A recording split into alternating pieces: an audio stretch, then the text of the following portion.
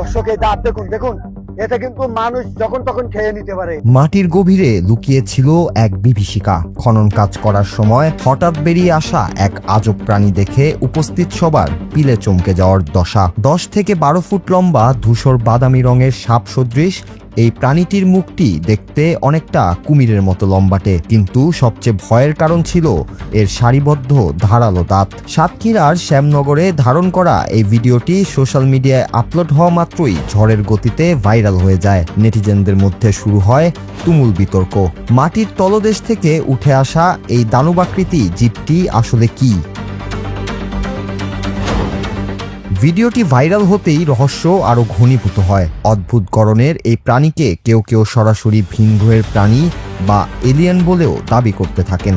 সামাজিক যোগাযোগ মাধ্যমে কেউ বলছেন এটি অভিশপ্ত কোনো জীব, আবার কেউ কেউ একে শেষ জামানার বা কিয়ামতের আলামত হিসেবেও ব্যাখ্যা করছেন। ভিডিওতে প্রাণীটির আক্রমণাত্মক ভঙ্গি এবং কামড় দেওয়ার চেষ্টা দেখে সাধারণ মানুষের মনে ব্যাপক ভীতি ছড়িয়ে পড়ে। তবে সত্যিই কি এটি অন্য কোনো গ্রহের প্রাণী, নাকি এর পেছনে লুকিয়ে আছে অন্য কোনো বাস্তব রহস্য? চমকে দেওয়া এই ঘটনার রহস্য উন্মোচন করেছেন বন্যপ্রাণী ও মৎস্য বিশেষজ্ঞরা। বিশেষজ্ঞদের মতে এটি কোনো ভিন গ্রহের প্রাণী বা অলৌকিক কিছু নয়। এটি আসলে লবণাক্ত পানির এক প্রজাতির মাছ, যার নাম পাইকঙ্গার ইল। বাংলাদেশের উপকূলীয় অঞ্চলে একে স্থানীয়ভাবে কামিলা মাছ, খিলা মাছ বা বড় আকারের বাইন মাছ বলা হয়। মূলত সমুদ্রের মোহনা বা কর্দমাক্ত জলাশয়ে এদের বসবাস। কিন্তু কেন এরা মাটির নিচে ছিল?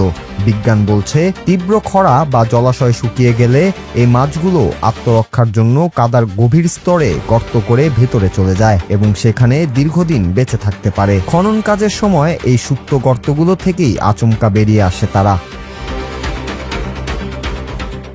রহস্যের সমাধান হলেও এই প্রাণীটি মোটেও অবহেলার নয়। মৎস্য বিশেষজ্ঞদের মতে পাইকঙ্গার ইল অত্যন্ত ক্ষিপ্র এবং আক্রমণাত্মক। এর ধারালো দাঁত মানুষের জন্য বেশ ঝুঁকিপূর্ণ হতে পারে। তাই ভিডিওতে দেখা যাওয়া প্রাণীটির মতো কোনো কিছুর দেখা মিললে আতঙ্কিত হয়ে ভুল ব্যাখ্যা না ছড়িয়ে বরং স্থানীয় বন বিভাগ বা মৎস্য কর্মকর্তাদের জানানোর পরামর্শ দেওয়া হয়েছে। রহস্যের হাতছানি আমাদের রোমাঞ্চিত করলেও সবকিছুর পেছনেই যে একটি বৈজ্ঞানিক